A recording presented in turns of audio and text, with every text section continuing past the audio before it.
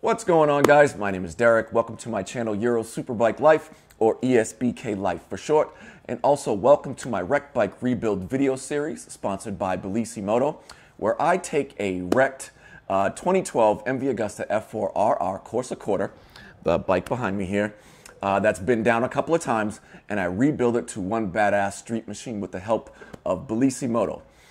This is the fourth installment, I believe, in the video series, and today we are going to get this thing started, or at least attempt to.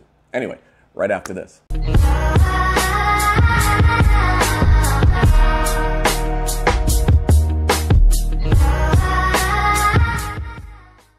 Welcome back, everyone. Today is the day, at least we're going to attempt it to be the day anyway. We are going to attempt to start the F4 today. This episode is probably going to be relatively short because our only goal is to start this bike today. So a couple of things before we get started, a couple of things I did off camera, and I don't know why I do that. I know every time I walk in here and I touch this bike, I should grab the camera and have it rolling, but I didn't for whatever reason. But a couple of things I did off camera. One, I put the tank back on the bike. It's just sitting here. Obviously, it's not bolted on there. As you can see, the rear subframe's not on the bike, so it's just sitting here. And it's got a couple of gallons of premium 91 octane fuel in it. I also removed the air box and took out the spark plugs and put some teaspoons of oil down into the combustion chamber and let it sit for about 48 hours because this bike has been sitting for over a year with fuel in it. So chances are all of the oil has drained into the bottom of the oil pan. So we don't want to start the bike with no oil in the combustion chamber at all. Typically there won't be any issues initially, but down the road we could lose some compression because of damage to the interior side walls of that combustion chamber. So dropped a few drops of oil down in there, let it sit, cranked it over by hand just to lubricate the sidewall. So if this thing starts, it's probably going to be smoky initially. But we're going to install the battery. We're going to swap over because my dash came in. Thanks again to Nizar from France. I hope I'm saying that right. My new dash, or new to me dash, has come in. And my old dash actually works, but the housing's all crappy. So we're going to swap that over, plug that in, and then we're going to attempt to start this thing. So let's head on over to my tool chest, and we'll start that dash-ectomy. All right? So here they are, guys. As you can see, we have my old busted up dash here, which again actually works. Just the housing is cracked, dirty, broken. And here is the new to me one, fresh off the plane from France. And basically what we're going to do is we're going to swap the housing because it's in our best interest to keep the original dash with the bike. That way the mileage and everything stays same.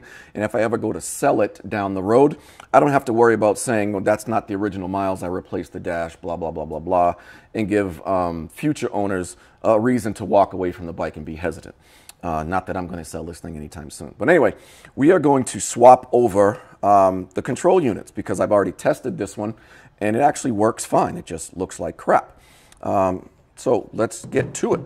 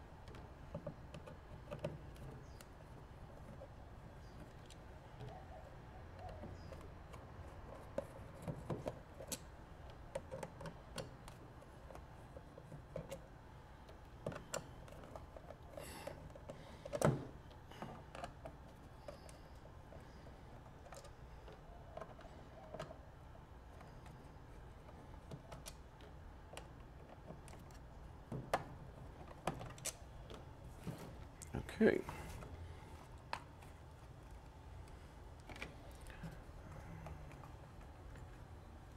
All right. So all we are going to do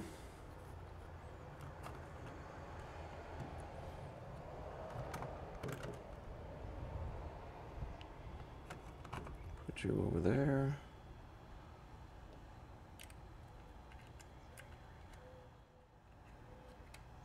Like so.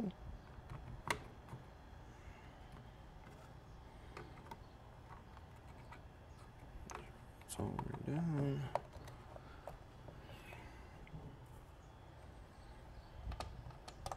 And let's close it back up.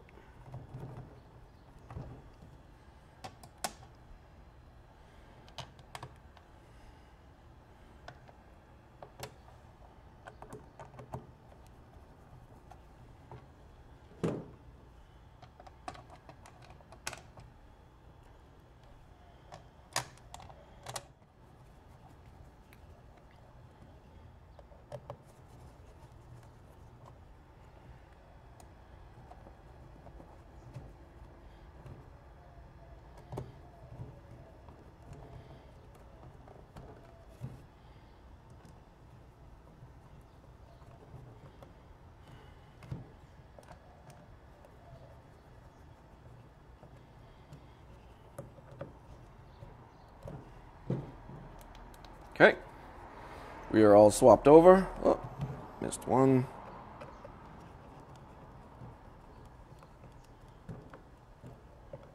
Let's double check all of these.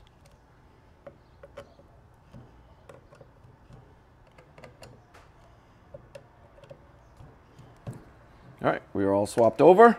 Looking good. I'll just put the cover back on this one.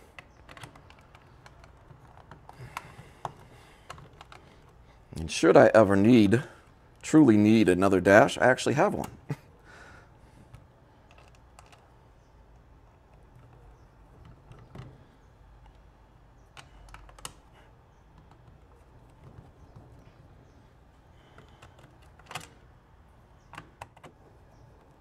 All right, I'll put this one in the box, save it for later, but let's head on over to the bike, install this and the other items that we're going to need to fire this puppy up.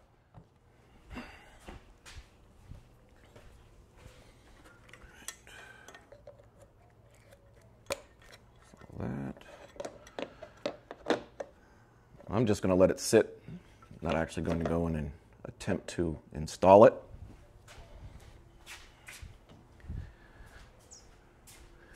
We are going to install our battery, and I'm just going to let it hang, to be perfectly honest with you.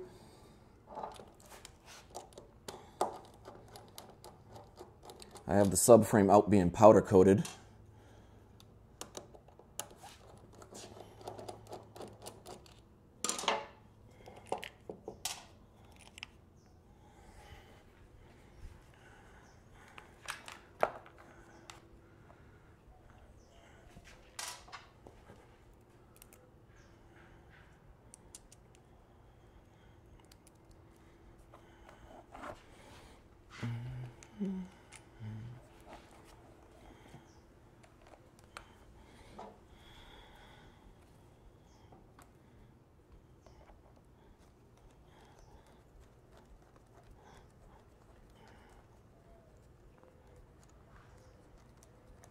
Go. All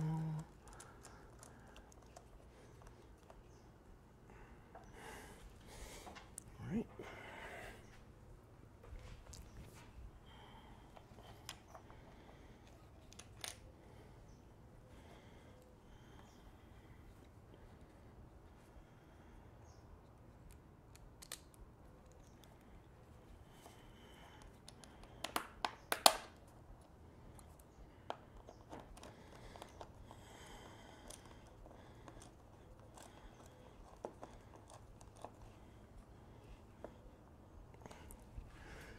Okay, I'm just going to move this to the side and literally let it hang.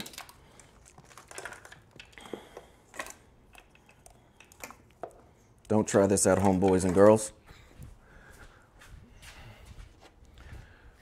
I'm going to grab my Rapid Bike Evo unit, plug it in, and let's put on the exhaust here.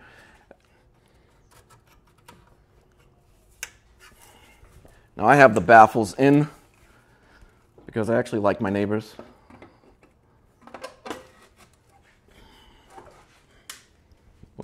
there, let it hang, make sure nothing's touching. All right, I think we're ready. Let's grab a key.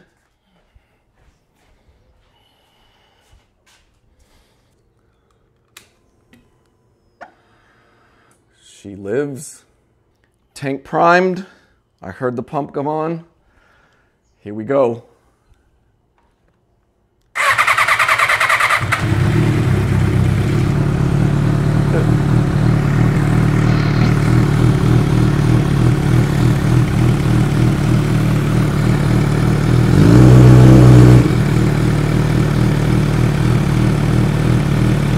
I don't want to burp it yet,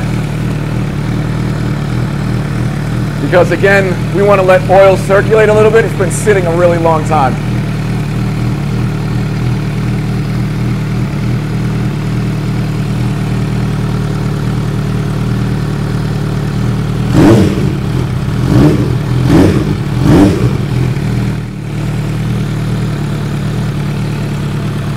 Okay, now she's just starting to smoke a little bit.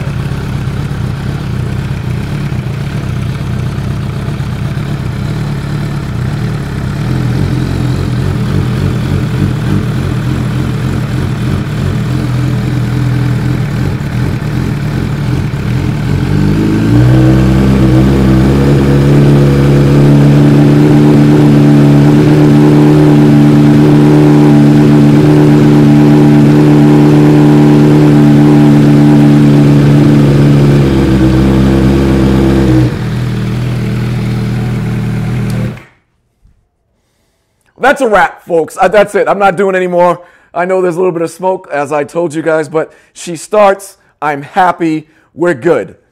Let's wrap this up. Well, that is it, guys, for episode number 4 of our Wreck Bike Rebuild video series, sponsored by BellissiMoto. We got the F4 started. That was our only goal today. We also swapped out the dashes and temporarily got the battery hanging off the side of the bike, and the exhaust is just sitting there. And the tank is literally just sitting on the bike. But we got it started today. That was the goal. We did that. So it's a wrap. I'm not going to push my luck anymore. If you guys know MV at all, then you know that parts are hard to come by. You do not order them and have them come in quickly. For example, my air filter's been on order for about a week now, and it's still not here. Don't know when it's going to show up. As well as some other parts I still have on order. They haven't shown up. So what I'm trying to say is that there might not be an episode 5 next week. Episode 5 maybe a week and a half, or I don't know. I'm going to try to do something, but no guarantees, because I'm still waiting for parts. And money is also an issue. I don't have an endless supply of it. So while I'm getting assistance from BellissiMoto, Lucas Oils, and a couple of my other sponsors, they're not giving me any free parts, unfortunately. Not yet, at least. Hint, hint, Randy. Hit your boy up. But I'm still paying for these parts, albeit at an awesome discount from BellissiMoto, so thank you guys again. But I'm still paying for parts, so things are going to have to come a little bit slower than I had anticipated. But in our next episode, we're going to look to get this thing street worthy. So I think we've accomplished our first 2 goals, which was to do a very thorough assessment to figure out what exactly was wrong with the bike. We did that, and then we want to get the bike started. We've also done that. Now it's time to get it road-worthy. That means fairings, subframes, rear sets, lights, turn signals. All of that needs to be working to put it back on the road. So we are going to work on that next. So I have some body parts on order. I have some fairings over here that we need to clean up. So we'll probably do that in the next episode. We'll see. It may not be enough content to even justify an episode by itself. But yeah. So that's a wrap for this one. I'm Derek. This was Euro Superbike Life. You guys know the drill by now. Like, comment, subscribe. Until next time, guys, take care.